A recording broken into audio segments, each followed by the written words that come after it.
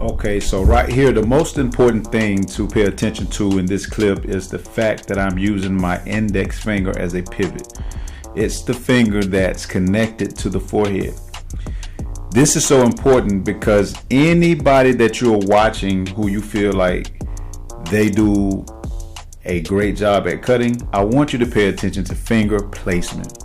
It's one of the most important elements of cutting hair. Watch how I use my index finger as a pivot, and that allows me to do a very smooth, graceful pinch and pull, pinch and pull, pinch and pull, just like so. Hold your head up, comb, check your progress. Finger placement, pinch, pull, just like so. Now here, pay attention to finger placement. Look at how I use the razor along with my connectivity with finger placement.